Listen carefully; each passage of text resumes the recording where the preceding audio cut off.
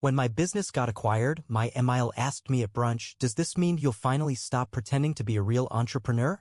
I said nothing. Just waited until Christmas and gifted every family member a custom box with my company's new logo on it and a check. Hers was $5. When she asked why, I said, "It's what I give people who invest nothing but opinions. I'm not here for sympathy. I don't need a pat on the back or a round of applause. I just want to get this off my chest, because I held it in for over a decade and it still burns a little when I think about it." My name's Tyler. I'm 43 and I live in Louisville, Kentucky. I built a tech business from scratch, sold it for a life-changing amount, and gave my wife's family more than they ever gave me. Except for one person, my mother-in-law. Let me tell you about Lorraine. I met my wife, Casey, when I was working IT for a small firm downtown. She worked in HR, and we clicked right away. She's kind, smart, and tough. Her mom is the opposite of that. From the start, Lorraine didn't like me. I wasn't good enough for her daughter. I didn't wear the right clothes, I didn't have the right job, and when I told her I didn't finish college, she gave me this look like I just said I ate roadkill for dinner. I proposed to Casey after a year. Lorraine didn't say congratulations. She just asked, "And how exactly do you plan to support a wife?" That was my intro to the family. But Casey loved me and that was all I needed. In 2011, I quit my IT job to build a business. I had an idea for a better way for small businesses to manage inventory and customer flow, something between spreadsheets and expensive enterprise software. It was a long shot, but I believed in it. I saved up 6 months of expenses, rented out a cheap office, and started coding. Lorraine's reaction? "You quit a real job for a pipe dream? That's bold. Guess we'll see how long you last." Every holiday, every birthday dinner, every family barbecue, she made sure to bring it up. "So, Tyler, how's the website?" She said website like it was a disease, like I should be embarrassed. I never rose to it. Not once. I just kept building. The early years were rough. Rough. We had to pause trying for kids because we couldn't afford it. I sold my car and biked to my office. There were nights I stayed up wondering if I was making a huge mistake. But I pushed on. I got my first clients through word of mouth. 1 turned into 3. 3 turned into 10. I brought on a buddy as co-founder, then a part-time engineer. We didn't grow fast, but we grew right. By 2020, we had a real team. By 2022, we had steady revenue and hundreds of loyal customers. By summer 2023, we got our first acquisition offer. It was a long negotiation. Casey knew we were talking to investors but didn't know the full details. I didn't want to jinx it. In September 2023, we closed $8.3 million. I kept majority control of the tech and stayed on as a consultant. I called Casey first. We cried. Then I called my dad, then my best friend. I didn't call Lorraine. I didn't say a thing to her. Not yet. A month later, we were at this family brunch Lorraine hosts every October. She lives for this stuff. Mimosas, charcuterie boards, everyone in beige sweaters, fake laughing at her jokes. We were sitting at this long table outside. She was tipsy and loud, as always.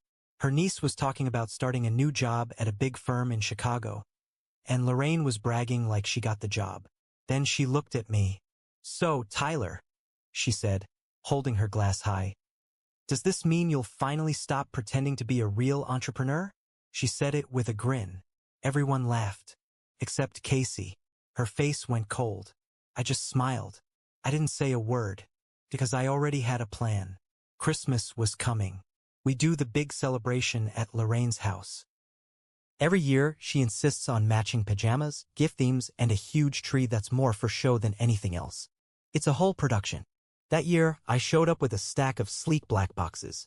All the same size. All tied with the same ribbon. Each box had a custom card inside with my company's new logo on the front, a message on the back, and a check. To Casey's dad, who once slipped me cash during hard times and never asked for it back, I gave $25,000. To Casey's sister, who helped me find beta testers early on, I gave $15,000. To her niece, who did some graphic design for my first pitch deck, $5,000. Then came Lorraine's box. She opened it like she already knew it was going to be some kind of grand gesture. When she saw the check, she did a double take. It was $5. "Is this a joke?" she asked, holding it up. "Nope," I said. "It's what I give people who invest nothing but opinions." The room went completely still. No one laughed. No one spoke. Lorraine looked like someone slapped her. She put the check down and didn't say another word. For the rest of the night, she barely looked at me. Casey was glowing. Her sister couldn't stop smiling. Since then, Lorraine's been quiet. Not nicer, just quiet. She hasn't said a word about my work since. But that's fine. Sometimes silence is the loudest thing in the room. The silence didn't last forever. A few weeks after that Christmas, Casey and I were out grocery shopping when she got a call from her sister, Danielle. I could tell right away something was off.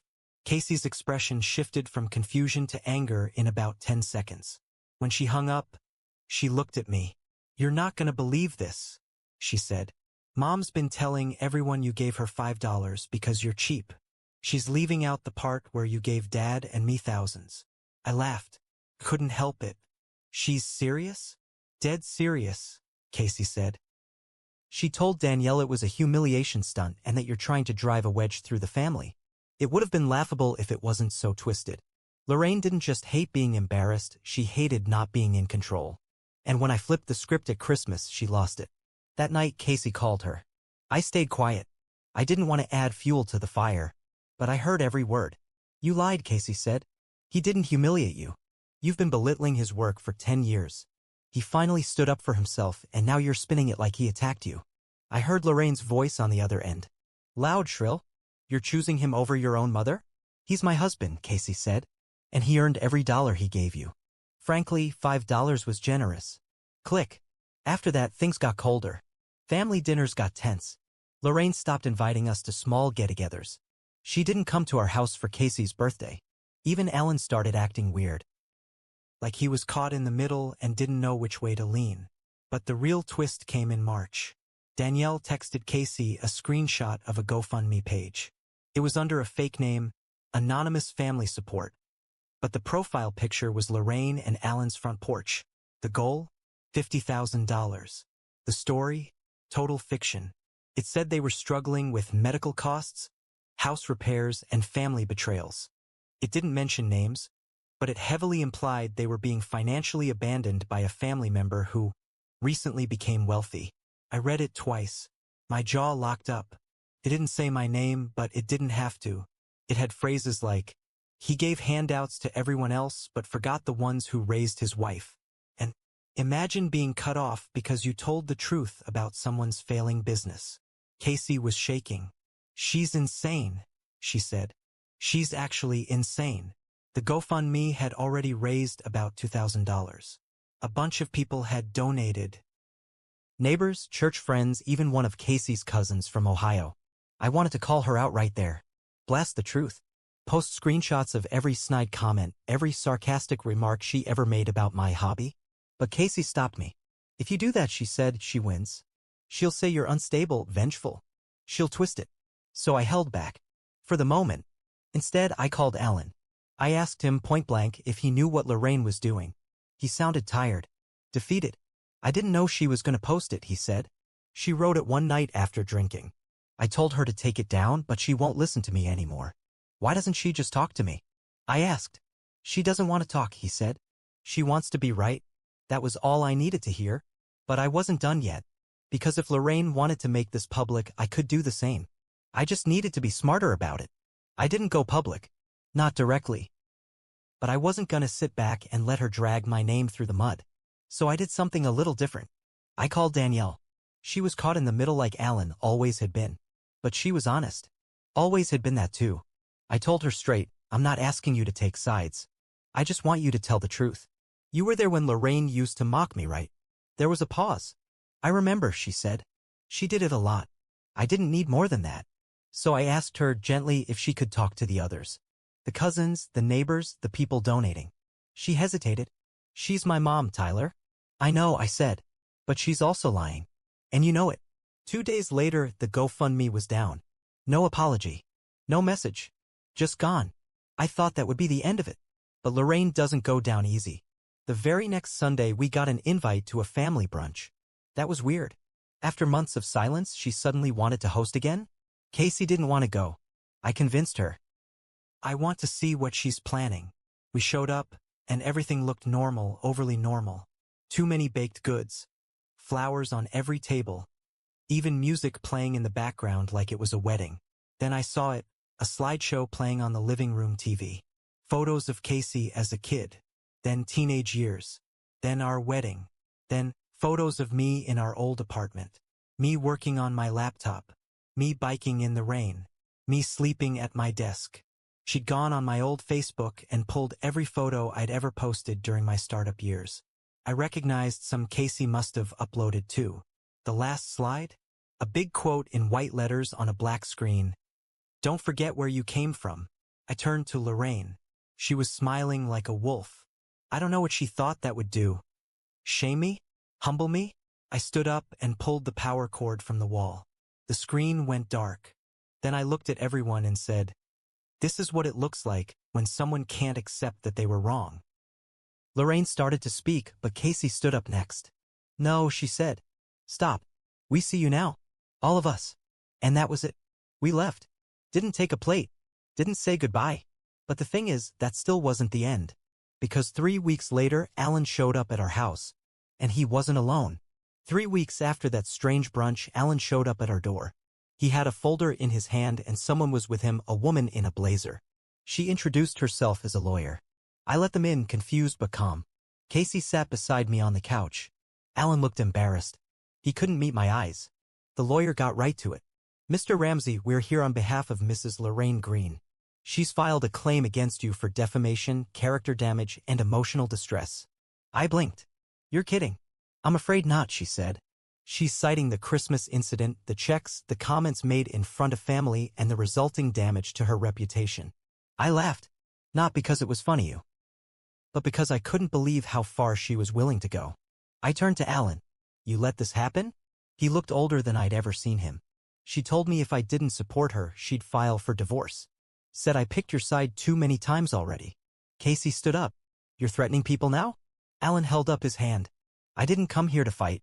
I came here to tell you this isn't just about you anymore. She's dragging us all into it." I leaned back and exhaled. I had choices. I could countersue. I could bring out every text, every witness, every cruel word she ever said. But I didn't. Instead, I settled.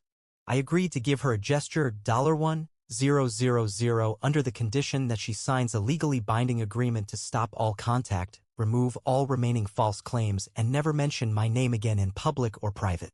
The lawyer nodded. She looked surprised I didn't argue. Alan looked relieved. But Casey, she didn't speak the whole time. After they left, she sat on the back porch and cried. She wasn't crying for me. Or her mom. She was crying because her whole picture of family had shattered. "Maybe I was blind," she said. I kept hoping she'd change. "She won't," I said. "But we can." So we did. We cut ties. Hard. No more holiday invites. No more fake brunches. No more pictures, no texts, no random gifts trying to lure us back. We bought a small lake house that year. I kept working as a consultant part-time. Casey started painting again. We made space in our lives for people who actually supported us. But here's the truth I didn't expect to admit. I got petty. That $5 check? That was for me. Not for justice. Not for peace. Just a slapback. And I paid for it. Not in money, but in time lost. Stress. The look in Casey's eyes when she realized her mom wasn't just mean, she was dangerous. Lorraine still lives in that big house, still surrounded by people who don't know better. But she doesn't have Casey. And she'll never be part of our lives again. That's how it ends. No applause. No big mic drop. Just silence. And sometimes silence is revenge.